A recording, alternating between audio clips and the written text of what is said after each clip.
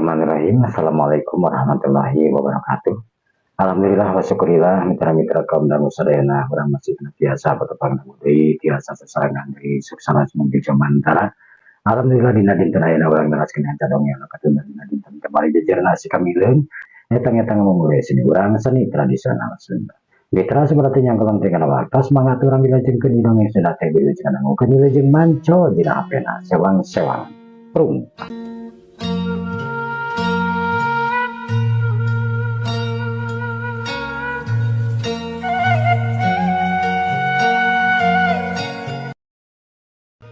Para mitra kaum dangu sadayana. Juragan anu tiluan hari tengah hulang bari neuteub seukeut kanyimas keningan atanapi Dewi Keningan. Lantaran tetela ieu wanoja teh teu daek narima perhiasan anu dibikeun ku juragan-juragan di antarana Juragan Udin, Juragan Mahari jeung juragan Barna. Juragan harita sireret lamun batur rumah tong boro-boro neng diberes satamruan kawaski itu cek paribasana. Nutang tuna bakal digabur utur atoh tapi ieu diberes satamruan teh. Bari jeung aya jasa na cek paribasana lain mere tamu laku. Tapi tetela ieu wanoja anu geulis rancuni teh teu narima. Geulis. Punten. Nah kirang Amang, ampun paralun, abdi nolak teh. Sanes naon kanggo abdi mah. Margi abdi jalmi anu ngalalana, anu nuju neangan pengalaman. Ieu perhiasan anu sakitu seueurna piraku tinggal di canaku abdi.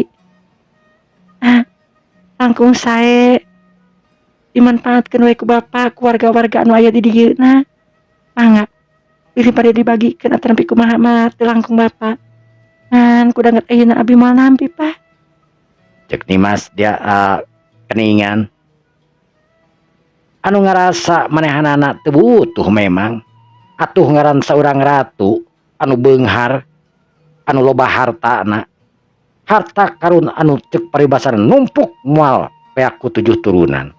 Warisan tinu jadi aki kukutna atanapi aki angkatna. Bangsa jin nyaetana Prabu Jagatnata. Sararea hari tengah huleng bari neuli ciduh. Teu nyangka ieu wanoja sakitu geulisna teh nolak kana pangmere manehanana perhiasan anu sakitu ararendah nu pantes dibelitkeun tur dipakekeun dina awak manehanana wanoja anu endah ieu. Jadi neng teh moal nampi. Punten pisan Pak, sanes nampi pangasih. Abdina ayeuna teh sanggem kedah nyenak mah, margi abdi ayeuna nuju alalana. Samun teu bisa ayeuna mah abdi teu meriogikeun anu kararieu mangga. Bilih bade dipasihkeun, bilih bade dibagikeun ka rahayat, dimanfaatkeun mah. Abdi ngeuring bingah Pak. Tua kampung harita ungut-ungutan. Kacida pisan nganuhunkeunana geulis. Sakalian kacida pisan kaget akhir bapak mah. Aya jalmi anu nolak eta perhiasan anu kacida pisan berhargana. Tapi bapak ge ngaraos reueus. Tetela di alam dunya teh geuning masih keneh aya anu haat nulungan tur mulangkeun naon anu geus diranyah kuno jalmi sanesna. Bari jeung ceuk paribasana narohkeun jiwa jeung raga. Kudu merangan eta jalma nu geus ngaranyah nu tangtuna ngabogaan elmu panemuh campe pamake anu sae geulis. Jujur Bapak ayeuna ngaraos salut. Kana kasaya nu geulis lamun anu sanes geus yakin ieu perhiasan teh salian moal dipulangkeun ka nu gaduhna boro-boro meureunan dianggo we kanggo pribadina. Ya kitu Pak, pangintenan. Tapi kanggo abdi mah sanes abdi teu meriogikeun perhiasan tapi udanget ayeuna abdi teu meriogikeun we memang. Janten kedah kumaha tuh teh bapak teh neng. nya langkung Bapak eta mah mangga dengan anu intina mati babdi manfaatkeun segala rupina harta kekayaan teh Pak. Margi harta kekayaan teh tangtuna oge bakal muber-mulit ka urang nyalira. Oh gitu. Sumohon. Mangga we, teu langkung Bapak bade dikumahakeun, bade dikieukeun ga eta mah harta Bapak. Ngan kitu hungkul ti abdi mah manfaatkeun setiasa mungkin eta harta banda teh Pak. Sumuhun. Aduh, Bapak bade ngestokeun pisan. Panginten abdi gerupina mah moal tiasa lami-lami di dieu. Har. Nah, geuningan atuh gelis. Padahal mah karorompok Bapak heula ieu. Hapunten anu kasuhun Pak. Abdi anu memang teu tiasa lami-lami di hiji tempat Pak. Abdi anu kedah angkat ayeuna keneh deui. Aduh. Kumaha atuh nya? Serius Pak, abdi oge ngaraos bingah. Papenak sareng bapak-bapak anu balalager, bapak-bapak anu sok nulung ka marahayatna. Mohon, ari ieu teh daerah teh kalebetna daerah naon Pak? Ieu teh kalebetna namina Cibatu. Cibatu Pak. Kalebetna ka wewengkon kerajaan mana ieu teh Pak? Ieu teh saurna sabelah di kampung ieu kalebetna ka desa sakumanu tadi tos dicarioskeun teh Neng. Mohon. Ka Jambarwati. Sumuhun. Anu sabelahna deui kacario ieu teh lebetna nyaetana ka Karajaan Kalapasi. Janten poli ditu engke aya walungan anu ageng teh eta perbatasanana kitu. Atuh Neng ayeuna bade angkat ka mana tuh ti dieu teh? Ya namina jalma anu nuju milari pengalaman Pak. Henteu nuju ka mana-mana.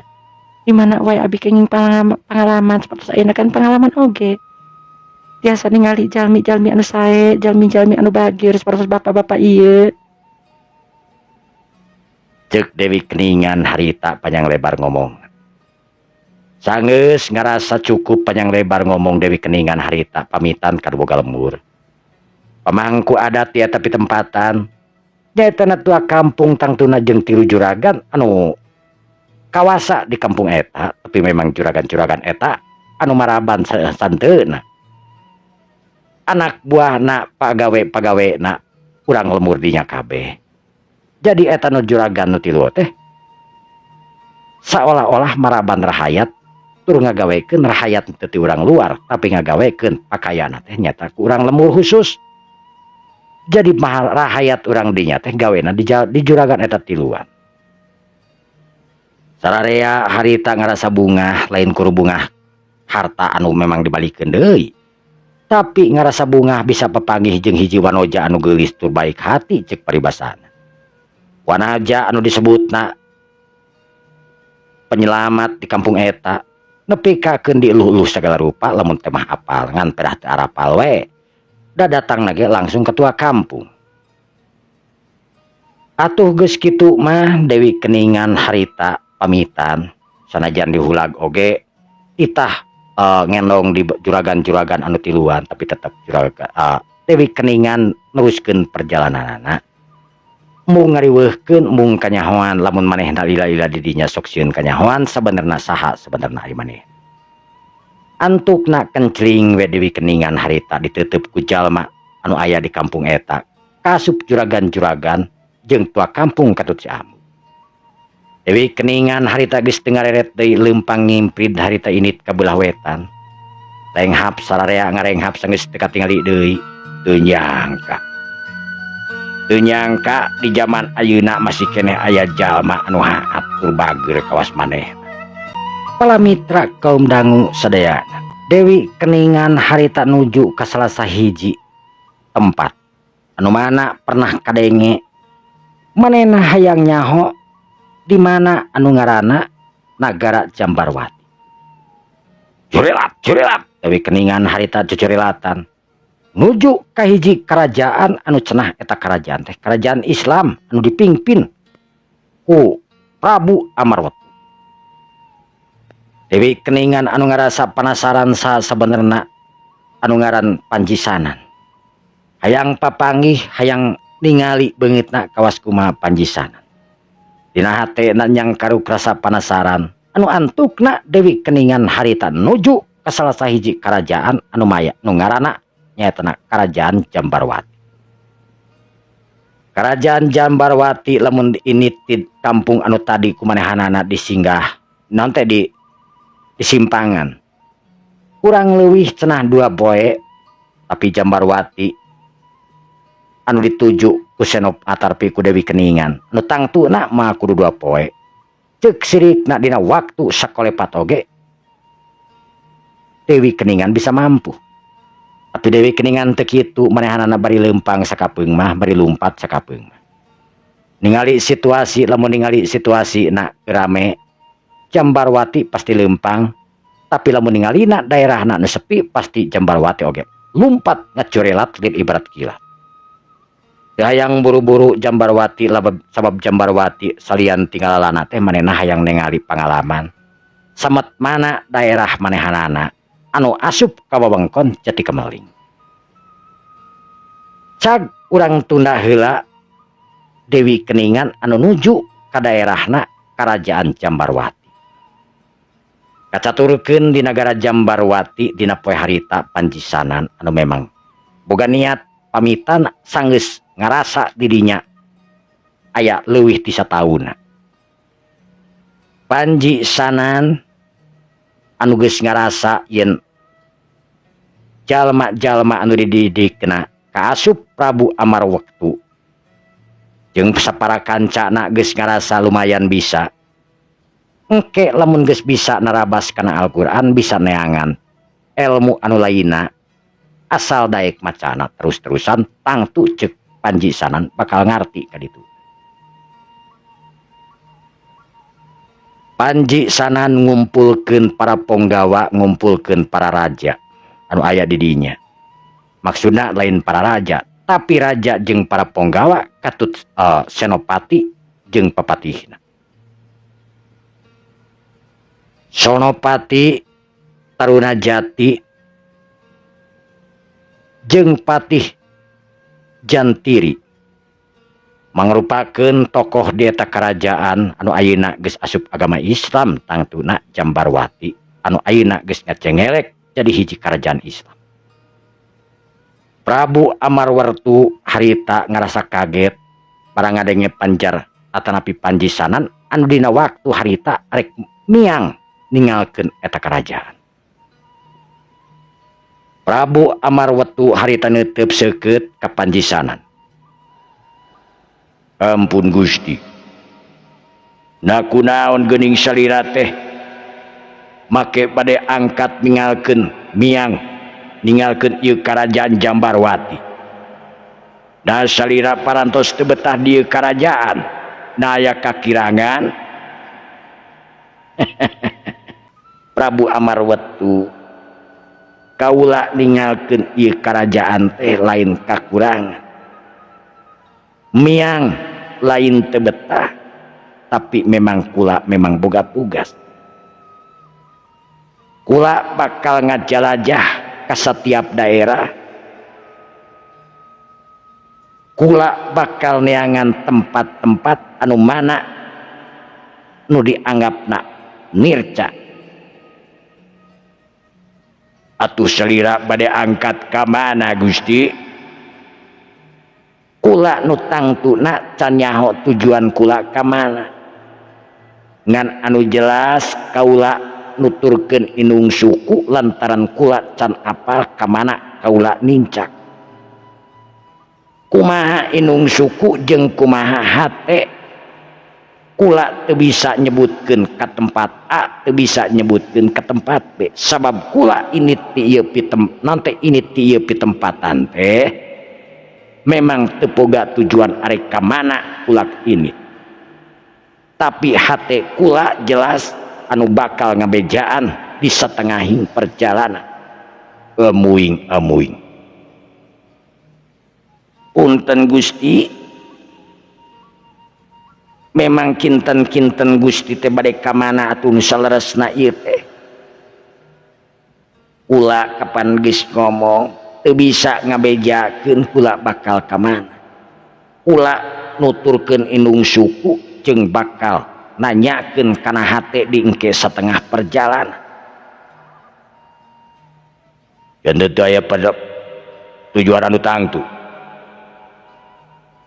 Patih Jantiri memang kula denget ayeuna can boga tujuan anu pasti, tapi paniatan anu gede kaula memang tibareto memang geus boga, tapi tujuan anu pasti ka mana kula ini can aya.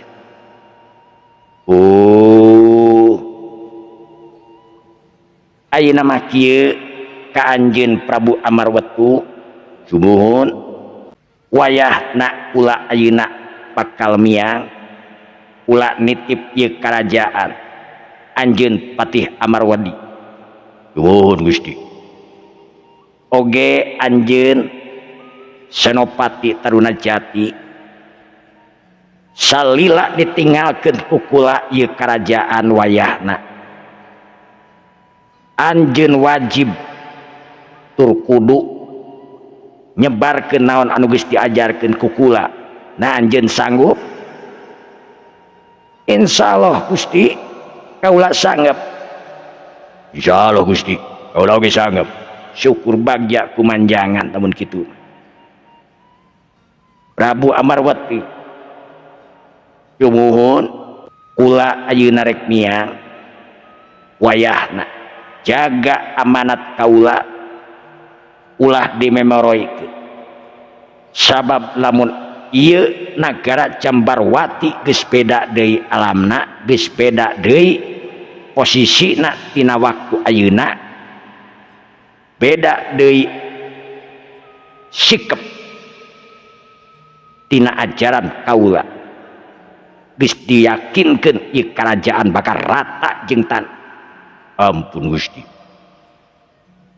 Ulah Prabu Amarwatu baris nyepeng kana naon omongan, baris nyepeng kana naon amanat salira Gusti Panjarasanan. Syukur bagja kumanjangan. Geus ulah ayeuna bakal miang ka tempat anu can kanyahoan ku kula. Sakabeh para penggawa hinggih oge para mantri abdi dalam nagara bantu raja anjeun Prabu Amarwatu pikeun nyebarkeun saluas-luasna saloba-lobana naon anu geus diajarkeun ku kaula. Coba Gusti baga ibalan Prabu Amarwatu sumuhun Gusti oge anjeun Patih Jantiri sumuhun Gusti anjeun Senopati sumuhun Gusti wayahna dina detik ayeuna keneh kaula miang ayeuna keneh ayeuna keneh ayeuna keneh ayeuna keneh kula miang nu tangtuna lain kursa miang-miangna tapi miang mawa tugas kaula. Assalamualaikum. Waalaikumsalam. Waalaikumsalam. Sanggeus puguh kitu mah les kirim panci sanan anu tadi calik ayeuna geus tinggal korsina hunggul. Panji sanan sakolebat sakotret kayu api. Sakitep geus teu katingali leungit ilang tanpa karana di hareupeun Raja Prabu Amarwatu. Sakabeh kur bisa ngarenghap kasaktian tur kagahan panjisanan anu moal kaungkulan ku sing saha wae kitu ceuk pikirna Amarwatu. Dina hate Amarwatu manehna bakal narima tur bakal nyebarkeun sakumaha amanat anu dilimpahkeun ka manehanana sakabeh ku Prabu atanapi ku Raden Panjisanan dina waktu hari. Prabu Amarwatu harita ngareret ka sakabeh para penggawa, sakabeh para mantri, pok Prabu Amarwatu harita dina sora anu memang handaruan harita ngomong. Ka sakabeh para mantri kerajaan abdi dalam oge para penggawa ya sabe ulah Prabu Amarwatu oge ka anjeun Patih Jantiri ulah nun Gusti Senopati Tarunajati ulah nun Gusti timimiti ayeuna urang kudu nyengsingkeun leungeun timimiti ayeuna urang kudu nurutkeun kana amanat Gusti Panjisanan urang kudu sabisa-bisa nyebarkeun ajaran anu Gusti ajarkeun ku Panjisanan ulah aya nu ngabantah saeutik oge satuju lamun kanyahoan aya nu ngabantah tangku bakal kanyahoan oge kumaha hukuman nu bakal diterima dimimiti detik ayeuna sakumaha parentah Gusti Panjisanan ka nagara urang rahayat Jambarwati gerasa liksik mana anu can milu mana anu geus punten Gusti kumaha pami aya nu teu acan bejaan dipaksa teu meunang numutkeun Gusti Panjisanan agama urang lain agama pamaksaan bibita ku kahadean rayu ku kaalusan carana nyieun urang kahadean tumpas kajahatan di mana-mana manehna ngarasakeun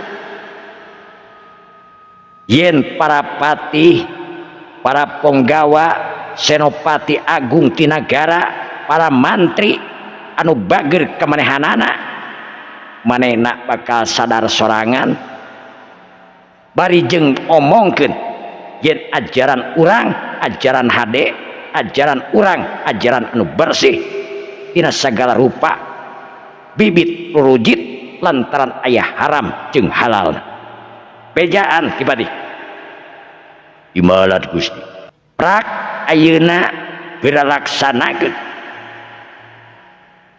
kula ayeuna hayang ngadenge hasilna kawas kumaha geura saliksik kerajaan Jambarwati ka pedesaan ka pelosok ka kampung-kampung anu kumuh bejaan yen di nagara Jambarwati ayeuna geus dijadikeun nagara Islam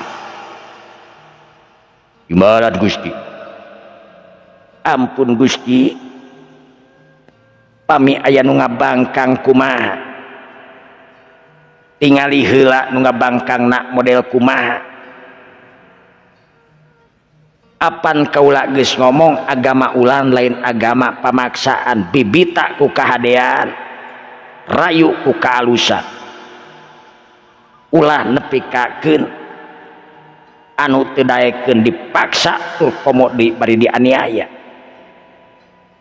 Jambarwati ayeuna lain Jambarwati baheula Jambarwati ayeuna ajaran Gusti Panjisanan anu karasa ku urang sajroning aya Gusti Panjisanan di dieu ieu kerajaan teh tentrem ayem gemah ripah loh cinawi karasa karaos Gusti tuturkeun ajaran Panjisanan nu ngabangkang wayahna menang ganjaran mangrupakeun hukuman kumaha para penggawa siap ngabantu kerajaan Jambarwati insyaallah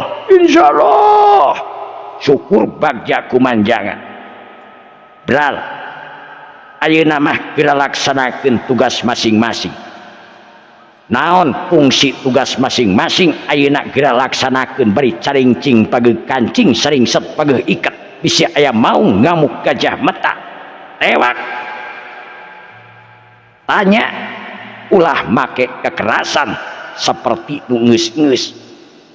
Sumuhun Gusti, sumuhun Gusti. Bermios abdi ayeuna kaleresan bade dagang baso. Bral, abdi dagang cilok maga. Abdi mah bade dagang es keliling we nya. Rupa-rupa kalakuan teh. Palamitra kaum dangu sadayana. Prabu Amarwatu anu bener-bener 180 derajat ayeuna tibalik raja anu sarakah, raja anu jahat, tapi ayeuna hiji raja anu kasebut bijaksana pamimpin ti nagara Jambarwati anu kasebutkeun geus ganti posisi jadi kerajaan Islam. Jambarwati hiji kerajaan anu memang hiji-hijina kerajaan Islam nu dinobatkeun kerajaan Islam ku Panjisanan dina waktu harita. Gantina fungsi kerajaan di negara Jambarwati geus nyebar kemana-mana kaasup nyaetana ka kerajaan Prabu Waringin Sungsang. Kacida teu panujuna keur Prabu Waringin Sungsang lamun Jambarwati kerajaan anu jadi dulurna ayeuna beralih fungsi jadi kerajaan Islam. Sedengkeun luluhur manehanana pamimpin manehanana teh tetela anu teuing naon agama anu nyembahna teu pararuguh teuing ka ditu teuing ka dieu teuing ka mana ujungna atuh puguh we tisaprak ngadenge ti Kipatih manehanana nyaetana Senopati Janur Urip jeung Kipatih Junta. Kacida pisan amekna Prabu Waringin Sungsang tur manehanana arek menta bantuan sabab cek pikiran Prabu Waringin Sungsang Panji Sanam akhir-akhirna bakal datang ka eta kerajaan anu cenah jalma nu ngaran Panji Sanan anu mawa agama Islam teh jalma nu gagah sakti mandraguna. Antukna Prabu Waringin Sungsang oge dititah ku Junta patihna jeung Senopati Janur Urip pikeun datang tur minang saraya ka Ratu Dewi Keningan. Prabu Janur atanapi Prabu Waringin Sungsang anu geus indit diiring ku dua jalma anu gagah nyaetana Patih Junta jeung Senopati Janur Urip jelas ayeuna geus aya di satangihing perjalanan pikeun nuju kat nagara Jatikameling. Sedengkeun perjalanan tidinya ka nagara Jatipangaling teh kurang leuwih ti 2 poena sabab kerajaan paling deukeut ka Jatikameling nyaetana kerajaan Galihpas. 2 poe perjalanan ayeuna tinggal sapoe di perjalanan sabab ayeuna geus aya di tengah-tengah. Prabu Waringin Sungsang anu calik harita dina kareta kencana pok ngomong, hei sakabeh balad kula anu ngiringkeun kula ieu pitempatan anu ngajajab kula ka nagara Warea ka nagara Jatikameling. Kula Waringin Sungsang ayeuna kula daek teu daek kudu ngabdi ka nagara leutik nu ngaran Jatikameling sabab kula geus apal kumaha seureudna raja ti nagara Jatikameling Nyimas Dewi Ratu Keningan. Eureun ti ieu pitempatan nyeun tenda euy urang istirahat. Ampun Gusti, kaula Senopati Janur Urip. Kumaha Senopati? Nah, telepat Gusti. Gusti Prabu nyuhunkeun istirahat di ieu pitempatan. Sumuhun Gusti Prabu. Kaula Panti Junta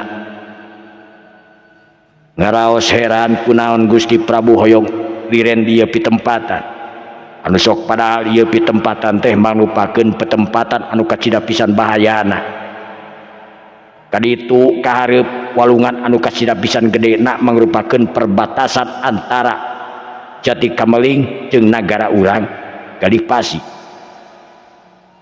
ulah ngahaja eureun dieu pitempatan aya masalah naon anjeun make jeung teu daek eureun dieu pitempatan ampun Gusti salaresna ieu pitempatan teh dihuni ku para jawara ku para karaman anu kacida pisan gagah saktina da anjeun sieun sanes da kunaon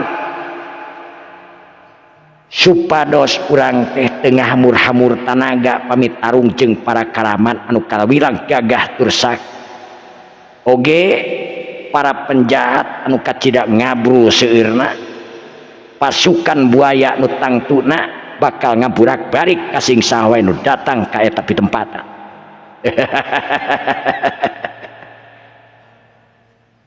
Senopati Janur Urip kaula anu Gusti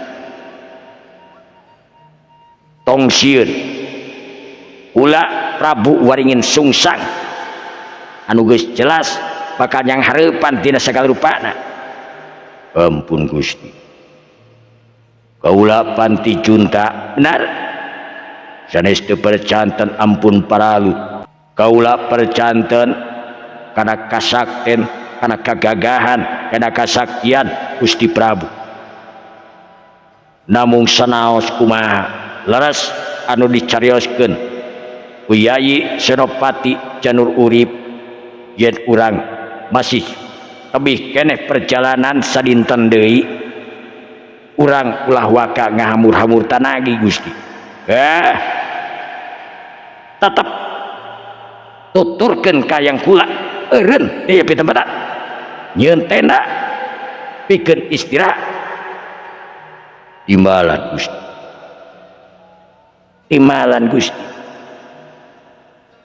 hei para ponggawa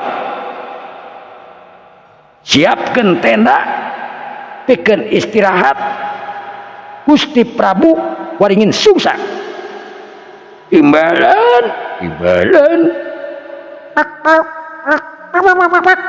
para mitra kaum dangu sadayana Prabu Waringin Sungsang anu pamadeganana kekeh turti kekeh hayang istirahat di eta pitempatan padahal Patih Junta geus ngalaman Senopati Janur Urip oge geus ngalaman kumaha sangarna eta pitempatan perbatasan antara Jati Kameling jeung perbatasan Galah Pasi ulah dituna dipingpin ku para buaya pasukan anu memang teu dikanyahokeun eta pasukan naon para buaya patalukanana si Kameling geus jelas bakal jadi musuh utama manehanana lamun temah ngalanggar si Kameling anu baheula geus pernah naluk-nalukeun bangsa jin ayeuna bakal ngabdi ka manehanana tur bakal males kana naon atawa bakal mantuan ka si Kameling ka karajaan Jati Kameling nu tangtuna salian ti bangsa pasukan jin atanapi buaya jin buaya jin aya pasukan-pasukan anu lainna mangrupakeun siluman silemin anu disiapkeun sanajan teu kaciri jelas nagara Jati Kameling teh loba pasukan bangsa jin pasukan bangsa jin tetela anu ti nagara aye tangtuna nagara aye mangrupakeun nagara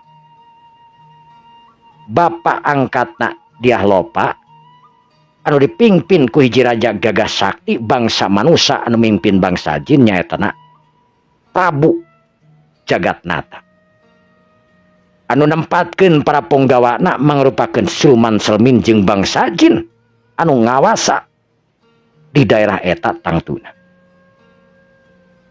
tapi Prabu Waringin Sungsang anu bergong ngajadikeun Patih Junta Salempang Senopati Janur Urip oge hariwang tapi teu bisa adalah dikumaha raja di nagara Galah Pasi nu gagah sakti Prabu Waringin Sungsang lamun geus ngomong kudu diturutkeun, ngomong B oge kudu diturutkeun.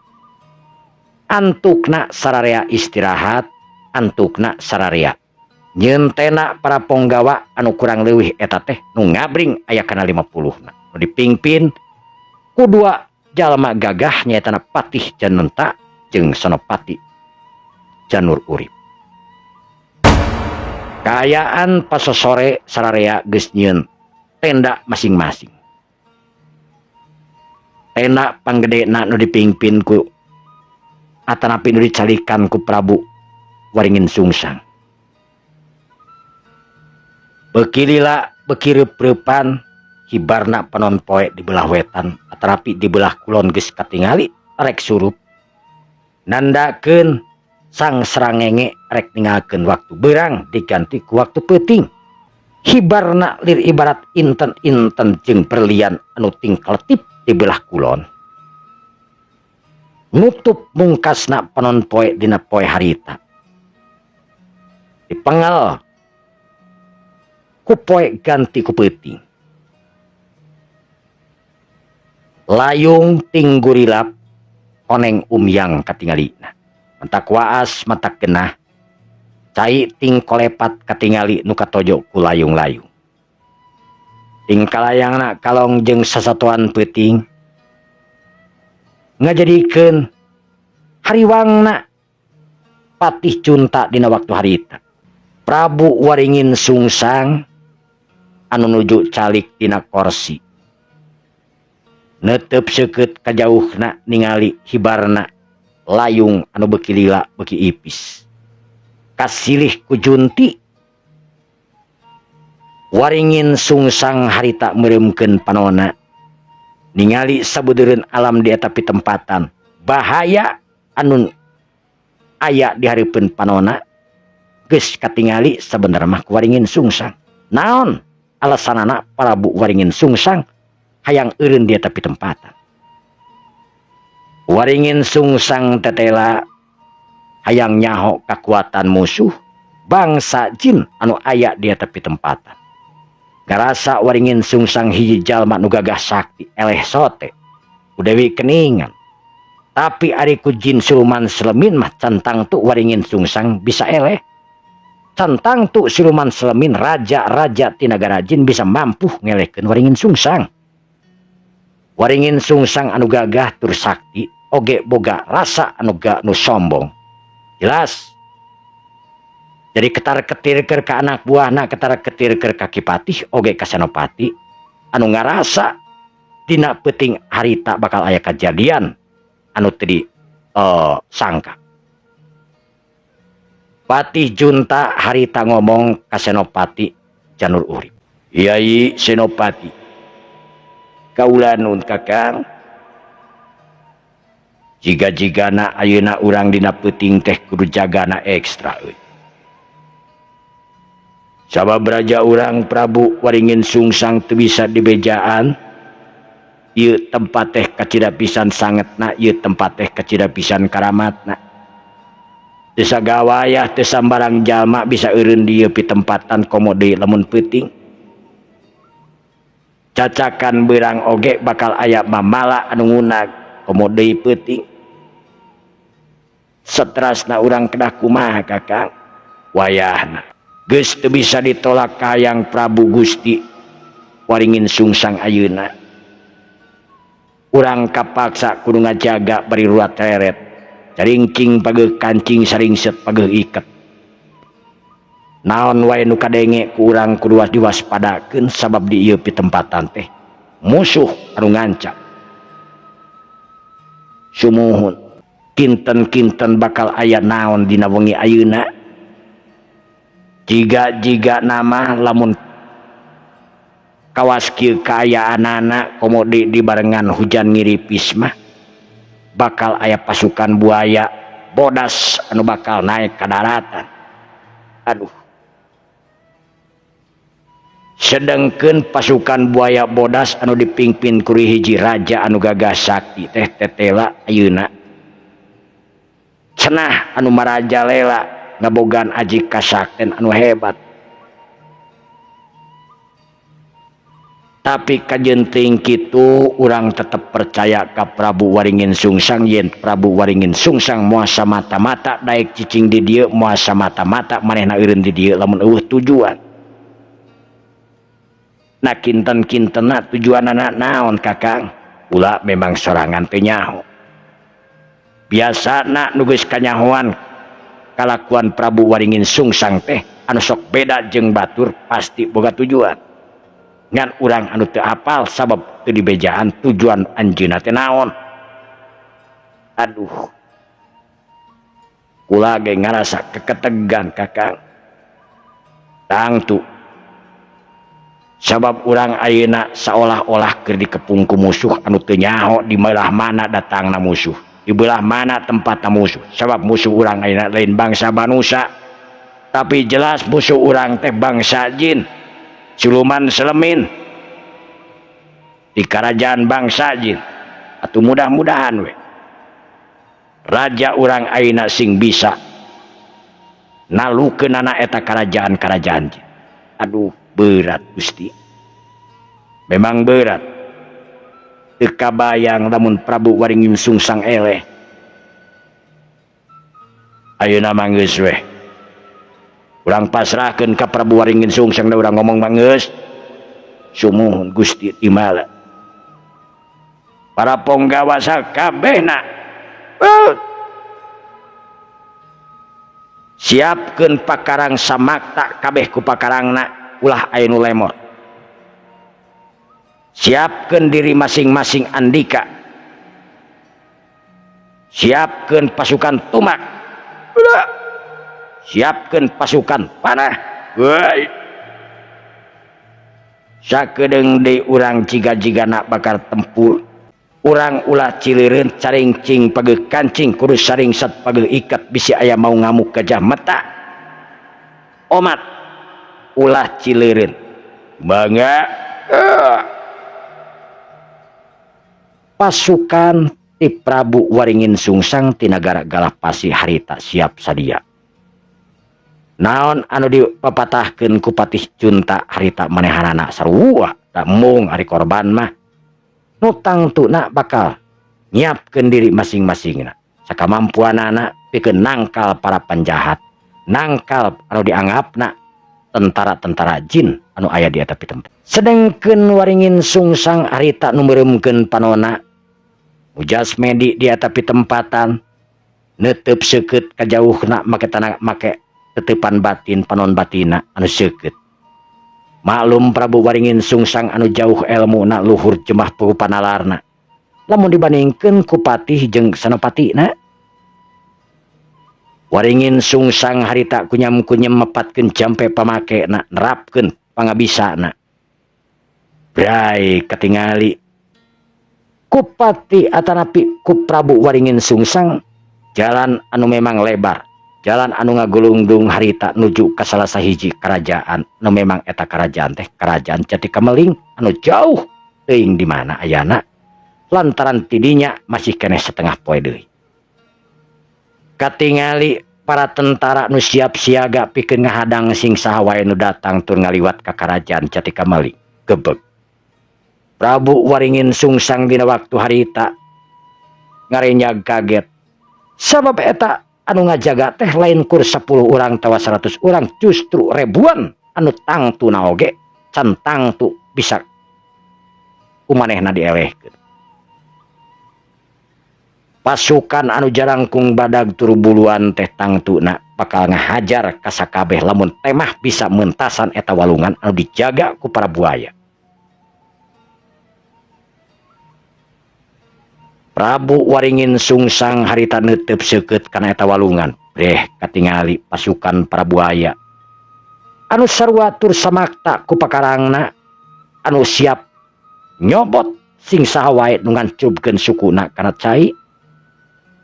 Nu dianggap musuh, nu dianggap ngabahayakeun tangtuna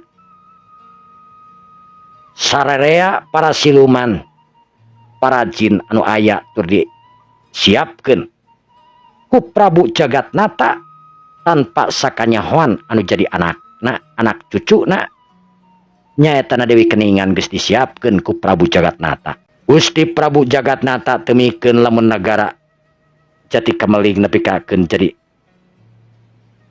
ombang-ambing atanapi jadi rebutan para jago-jago, para jawara-jawara ti karajaan nu hayang api milik ka nagara Jati Kameling.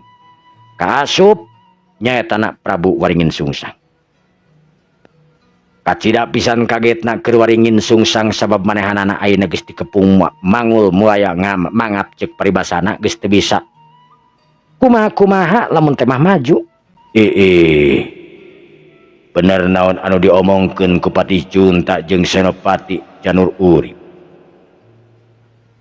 Nagara Jati Kameling anu dikuriling ku para jin siaga setiap waktu bahaya beraing.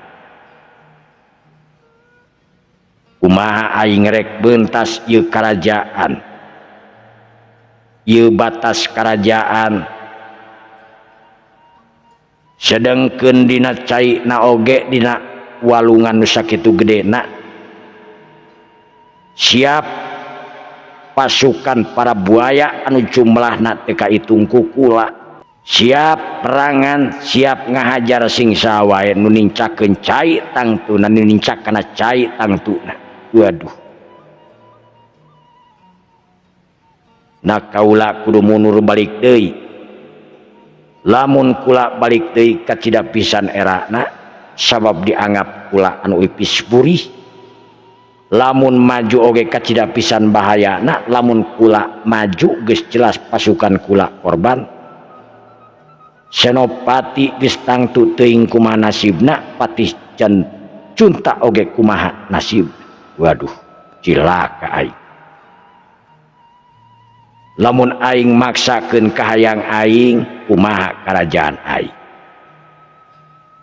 Aduh, jadi bingung aing ye. Aduh bingung. Kudu kumaha ye aing. Maju paeh. Munur wirang, tapi lamun munur wirangna kur sakadar ku Patih Junta, Senopati Janur Urip oge jeung para ponggawa wirang-wirang teuing sabab jalma-jalma eta nu satia geus pasti bakal tutup sungut, tutup mulut. Tapi lamun aing maksakeun maju sajadi ning cilaka tangtuna oge Patih Junta jeung Senopati Janur Urip geus dipastikeun bakal remek ku pasukan-pasukan para jin. Walah. Gusti Prabu Waringin Sungsang harita ngemut. Bulak-balik kudu kumaha manehanana. Sabenerna keur manehna khusus Prabu Waringin Sungsang pasti bisa. Tapi ngingetkeun ka Patih Junta jeung Senopati Janur Urip oge anak buahna manehanana nu kurang leuwih 50 urang anu nuturkeun geus tangtu moal nyesa sasiki-siki acan ceuk paribasana. Bakal beak sabab pasukan di hareup teh jumlahna lain 100 urang tapi mang rebu-rebu pasukan bari jeung lain sababaraha aya sababaraha pasukan. Laun lain kurti sababaraha golongan, aya golongan jin di pasukan Prabu Jagatnata, aya oge golongan buaya anu siap nerekam kasing saha wae anu ngalengkahkeun suku tur nincak kana eta cai. Antukna Prabu Waringin Sungsang boga pilihan sorangan. Prabu Waringin Sungsang harita ngageruan ki Patih Junta. Patih Junta, kaula nun Gusti. Adieu oge anjeun Senopati sumuhun Gusti. Aya naon Gusti? Ampun Gusti. Aya naon? Ayeuna kula geus boga pikiran sorangan dina peuting ayeuna kula teu jadi sare di ieu pitempatan. Teu janten, teu jadi. Terus kumaha? Wayahna dina peuting ayeuna urang mulang deui ka nagara. Urang di ka nagara. Da kunaon Gusti? Dina naon? sabab kula melang ninggalkeun nagara galah pasi sok sieun aya mau ngamuk gajah mata. Ayeuna nagara urang ditinggalkeun kumaha rahayat urang di ditu. Waduh, sae Gusti, sae Gusti. Panuju ka cida panuju na kaula pami kitu mah janten ayeuna kedah kumaha. Pasukan bejaan ayeuna urang moal tulus datang ka nagara Jatikameling. Kula ayeuna rek mulang deui ka nagara. Sumuhun Gusti. Hei para pasukan. Enggak, yo. Ayeuna tetulus urang ka Jatikameling euy. Wayahna ayeuna urang mulang deui ka nagara sakumaha parentah Gusti Prabu Waringin Sungsang. Aya naon ieu teh kitu? Aya naon ieu teh kitu? Eueuna naon? Numutkeun Gusti Prabu leuwih penting ayeuna nagara daripada urang ninggalkeun nagara. Sabab di nagara Galapasi bisi aya mau ngamuk gajah mata. Urang ayeuna eueuh di nagara tangtuna ngarasa rajana eueuh, patihna eueuh, senopatina eueuh, jalma-jalma pilihan eueuh, jalma jahat bisa asup ka nagara urang. Sumuhun Gusti, janten kumaha? Balik deui. Balik deui, balik deui. Kipati. Kaulan Gusti.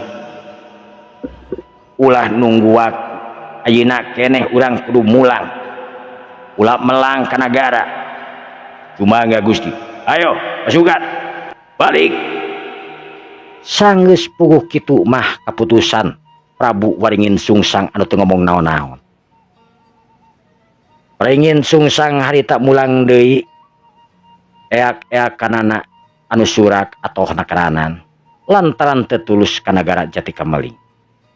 Para ponggawa nu geus deg-degan itu jeung ieuna sabab apal nagara Jatikameling sanarjan nagara leutik tapi bahaya nu kacida pisan bahaya. Encan-encan asup ka nagara bisa-bisa manehna paeh di jalan. Sabab cek beja Jatikameling teh lain kur ungkul dipingpin ku nante dijaga ku para tentara-tentara ti bangsa manusia nu gagah sakti, tapi oge Jatikameling teh kasebutna boga pasukan jin di saban tempat anu jumlahna tangtuna geus teu kahitung ku bangsa manusia. Ngingetkeun si Kameling atanapi si Kamileung hiji jawara anu gagah sakti anu geus tangtu boba naluk-nalukeun para jin. Sakabehna eta jin teh dikerahkeun tangtuna ku si Kamileung. Moal cicingeun si Kamileung teh. Sacara hiji satria anu gagah sakti dina waktu harita, si Kamileung anu geus loba nalukeun itu jeung ieuna. Ayeuna kapake ku si Kamileung. Rahayat bangsa jin dikerahkeun pikeun ngajaga di kaler ti wetan ti kulon ti kidulna. Prabu Waringin Sungsang antukna mulang deui dina waktu harita. Anu kuduna Waringin Sungsang dina poe harita geus nepi ka karajaan ayeuna kalah balik deui nepi ka karajaan Galapasi lain nepi ka karajaan Jatikameling. Rakyat kabeh kaget ningali Prabu Waringin Sungsang anu datang deui anu majarkeun teh cenah arek ka nagara Jatikameling ayeuna teu tulus. Jadi pertanyaan keur sakabehanana para ponggawa anu aya di karajaan. Aya naon sabenerna tapi ningali kana tangtungan para ponggawa nu lainna eueuh nu cocel eueuh nu bocel. Sanggeus puguh kitu Patih Junta oge ngumumkeun Gusti Prabu Waringin Sungsang leuwih mentingkeun nagara daripada kudu init ka nagara Jatikameling. Bungah karasa ku sararea memang nya alusna kitu cenah kitu. Teu nyaho. Prabu Waringin Sungsang teh sieun. Teu nyaho hate Prabu Waringin Sungsang ngageter. Lantaran manehna geus nyaho yen jalan anu ditutup ku bangsa jin lamun temah wani ngalengkahkeun suku sararea bakal jadi bencana keur manehanana. Nu geus katingali ku Prabu Waringin Sungsang nu tangtuna jalma nu gagah tur sakti bisa ningali ka alam jin, bisa ningali jalma atanapi jin anu keur kumalaya. Antukna Prabu Waringin Sungsang geus nepi deui kana kursi kerajaan geus calik deui bari mingpin kerajaan. Sedengkeun di tempat lain Hiji wanoja anu gagah sakti nyaetana Dewi Keningan anu keur nikreuh leumpang. Nikreuh leumpang nuju ka karajaan Jambarwati. Hatena nu penasaran hayang apal kana aka ngaran Panjisanan. Sabab ngaganggu kana ceulikna ngingetkeun kana hatena yen Panjisanan hiji jajaka anu gagah sakti bari jeung boga tampang anu gagah sajabar ti gagah kasep ngalempereng koneng cek paribasa.